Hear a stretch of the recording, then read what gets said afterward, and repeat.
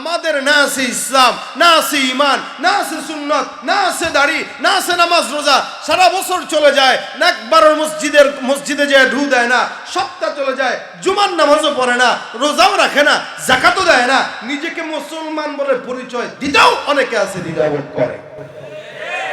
সে জন্মসূত্রে মুসলমান, তার বাবা মুসলমান, তার দাদা মুসলমান, সেও মুসলমান। আরে সাহাবা কেরামদের মতো যদি রক্ত দিয়া জীবন দিয়ে ইসলাম আনা লাগতো, আমাদের দেশের মানুষ ইসলাম ছাড়া এক পাও চলতো না।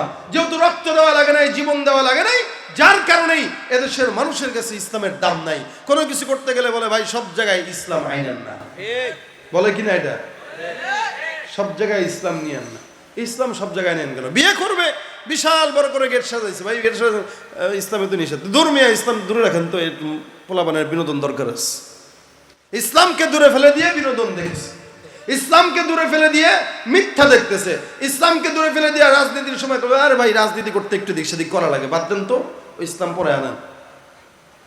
আমি বলতে চাই, যেই জিনিসে ইসলাম নাই ওই জিনিস কোনো দিন ভালো নয়। ওইটা হচ্ছে কুফরি মতবাদ, অথবা ওইটা কোনো গুনাহের কাজ, ওইটা কোনো ইমানদারের কাজ হতে পারে না।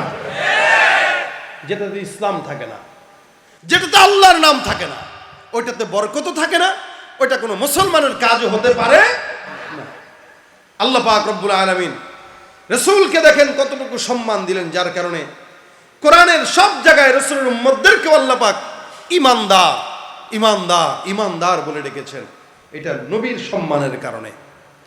মানুষ তার বাবার সম্মানে সম্মানিত হয়, আর উম্মত তার নবীর সম্মানের কারণে সম্মানিত হয়।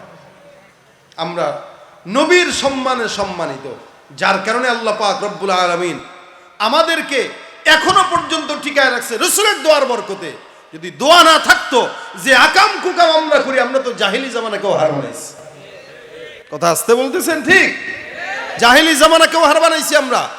আইয়ামে জাহিলিয়াতে মানুষ না জেনে গুনাহ করতো, আর আমরা জেনে শুনে করি।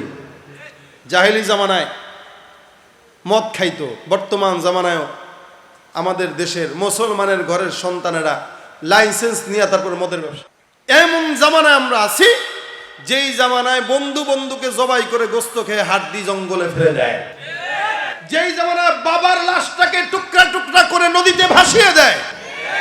এই জামানা তো জাহিলি জামানাতেও ছিল না, যেটা বর্তমানে চলতেছে। সুতরাং এই কাজ জাহিলি জামানার কাজকেও হার মানিয়ে দিয়েছে। জাহিলি মানুষ এরা আর কি জাহেল ছিল? আমরা শিক্ষিত শয়তান, ওরা ছিল মূর্খ শয়তান, আর আমরা শিক্ষিত শয়তান।